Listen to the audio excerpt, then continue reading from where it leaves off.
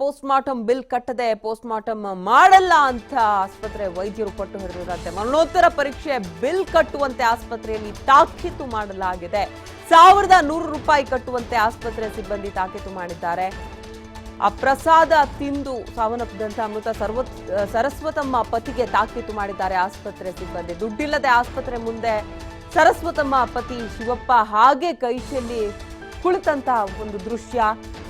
ಶವ ಕೊಂಡೊಯ್ಯೋದಕ್ಕೆ ಸರಸ್ವತಮ್ಮ ಕುಟುಂಬಸ್ಥರು ಪರದಾಡ್ತಾ ಇದ್ದಾರೆ.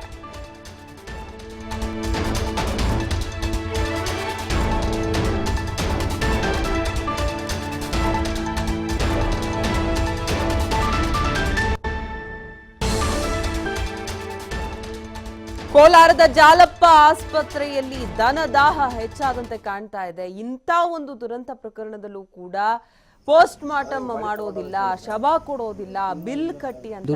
ಮಾನವೀಯತೆ ಹಾಗಾದ್ರೆ ಎಲ್ಲಿ ಮರ್ತು ಹೋಗಿದೆ ಅಂತ ಪ್ರಶ್ನೆ ಸಹಜವಾಗಿ ಉದ್ಭವ ಆಗತ್ತೆ.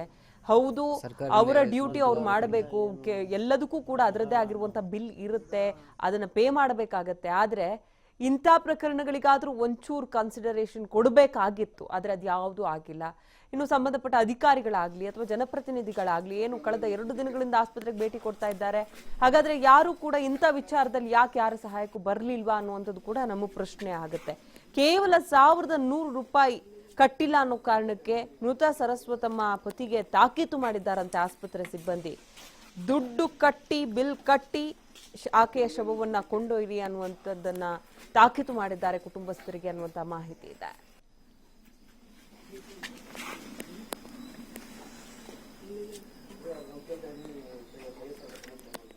ಎರಡೂವರೆನೂ ಟೈಮ್ಗೆ ಬಂದಿರೋರು. ಈಗ ಬಿಲ್ ಕಟ್ಟಬೇಕು ಅಂತ ಇದ್ದಾರೆ ಸರ್. ನಮ್ಮಲ್ಲಿ ಬಿಲ್ ಕಟ್ಟೋಕ್ಕೆ ದುಡ್ಡಿಲ್ಲ, ತುಂಬ ಕಷ್ಟ ಆಗಿದೆ. ಹೋಗಿದ್ದಾರೆ ಸರ್ ವಿಚಾರಿಸ್ಕೊಂಬರೋಕ್ಕೆ. ಇದು ಪೋಸ್ಟ್ ಮಾರ್ಟಮ್ದು ಎಲ್ಲ ಬಿಲ್ ಅಂತ ಹೇಳ್ತಾವ್ರೆ. ಪೋಸ್ಟ್ ಮಾರ್ಟಮ್ಗೆ ಎಷ್ಟು ಕೇಳಿದ್ರು? 1100 ರೂಪಾಯಿ. ಇನ್ನು IC ವಾರ್ಡ್ದು ಎಷ್ಟು ಬಿಲ್ಲು ತರಕ್ಕೆ ಹೋಗೋರು.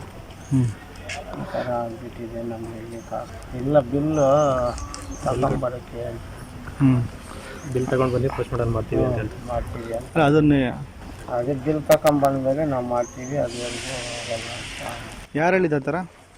ಅವರೇ ಒಳಗಡೆ ಅನ್ಕೊತಾ ಇದ್ದರು. ನಾನೊಬ್ಬಳೇ, ನಮ್ಮಮ್ಮ ನನ್ನ ಜೊತೆಗಿದ್ದರು. ಇವಾಗ ಪ್ರಸಾದ ತಿಂದಿದೆ. ಜೀವನಾಂಶಕ್ಕೆ ಏನಾದರೂ ಕೊಡೋಕ್ಕೆ ಸರ್ಕಾರದಿಂದ ಜೀವನಾಂಶಕ್ಕೆ ಏನಾದರೂ ಹಾಸ್ಪಿಟಲ್ದಲ್ಲಿ ಹಾಸ್ಪಿಟ್ಲಲ್ಲಿ ಇರೋ ದುಡ್ಡೆಲ್ಲ ಖರ್ಚಾಗೋಗಿದೆ ಸರ್. ಇವಾಗ ಬಾಡಿನ ಕೊಡಬೇಕು ಅಂದರೆ ಅವ್ರು ದುಡ್ಡು ಕೊಡಬೇಕು. ನಮ್ಮ ಹತ್ರ ದುಡ್ಡಿಲ್ಲ ಸರ್ ಇವಾಗ. ಅದಕ್ಕೆ ಏನಾದರೂ ಪರಿಹಾರ ಕೊಡಬೇಕು. ನಮ್ಮ ಮನೆ ಕೊಡ್ತಾಯಿದ್ರು ನನಗೆ, ಇವಾಗ ಯಾರೂ ಇಲ್ಲ ಸರ್. ನಾನು ಒಬ್ಬಳೇ ಹೋಗಿದ್ದೀನಿ.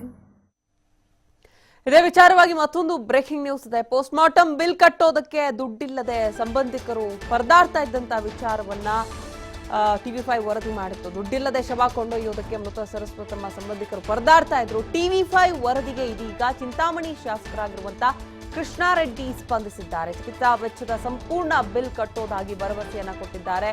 ಸರಸ್ವತಮ್ಮ ಸಂಬಂಧಿಕರಿಗೆ ಕರೆ ಮಾಡಿದ್ದಾರಂತೆ ಕೃಷ್ಣಾರೆಡ್ಡಿ. ಕರೆ ಮಾಡಿ ಭರವಸೆಯನ್ನ ಕೊಟ್ಟಿದ್ದಾರೆ. ನಿನ್ನೆ ಮೃತಪಟ್ಟವರಿಗೆ 25,000, ಅಸ್ವಸ್ಥರಿಗೆ 5,000 ಹಣ ಕೊಟ್ಟಿದ್ರು ಕೃಷ್ಣಾರೆಡ್ಡಿ. ಈಗ ಆಸ್ಪತ್ರೆಯ ಅದೇನು ಪೋಸ್ಟ್ ಮಾರ್ಟಮ್ ಬಿಲ್ಲು ಅಥವಾ ಏನ್ ಚಿಕಿತ್ಸೆಯ ಬಿಲ್ ಏನೆಲ್ಲ ಇದೆ ಎಲ್ಲವನ್ನ ನಾನು ನೋಡ್ಕೊಳ್ತೀನಿ ಅನ್ನುವಂಥ ಭರವಸೆಯನ್ನ ಕೊಟ್ಟಿದ್ದಾರೆ.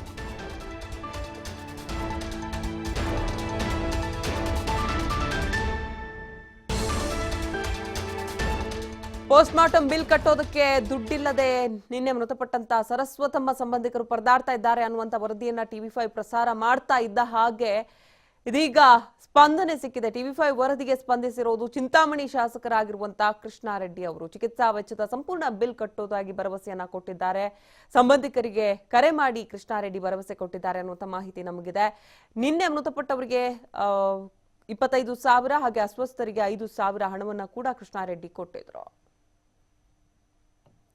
ಇನ್ನು ಈ ಬಗ್ಗೆ ಮತ್ತಷ್ಟು ಮಾಹಿತಿ ನೀಡ್ತಾರೆ ನಮ್ಮ ಪ್ರತಿನಿಧಿ ಕುಮಾರ್. ಕೃಷ್ಣಾರೆಡ್ಡಿ ಅವರು ಯಾವ ರೀತಿ ಅಲ್ಲಿ ಬಿಲ್ ಕಟ್ಟೋದಕ್ಕಾಗದೇ ಇದ್ದಂತ ಸರಸ್ವತಮ್ಮ ಸಂಬಂಧಿಕರ ಸಹಾಯಕ್ಕೆ ಬಂದಿದ್ದಾರೆ, ನೆರವು ಸಿಕ್ಕಿದೆಯಾ ಹೇಗೆ?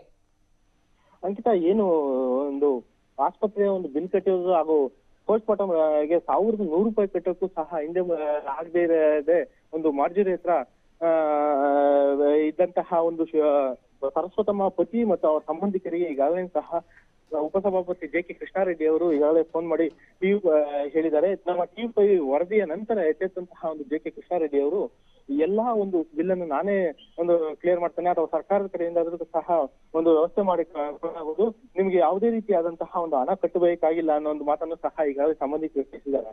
ಇದಕ್ಕೂ ಮುಂಚೆ ನಿನ್ನೆ ಒಂದು ಆಸ್ಪತ್ರೆಗೆ ಜಲಪ ಆಸ್ಪತ್ರೆಗೆ ಭೇಟಿ ನೀಡಿದಂತಹ ಒಂದು ಕೃಷ್ಣಾರೆಡ್ಡಿ ಅವರು ನಿನ್ನೆ ಒಂದು ನಿಧನವಾದಂತಹ ಒಂದು ಕವಿತಾಳ ಕುಟುಂಬಕ್ಕೆ 25,000 ಹಾಗೂ ಆ ಆಸ್ಪತ್ರೆ ಇರುವಂತಹ ಒಂದು ಅವರಿಗೆ 5,000 ರೂಪಾಯಿಗಳನ್ನ ಘೋಷಣೆ ಮಾಡಿದ್ದು.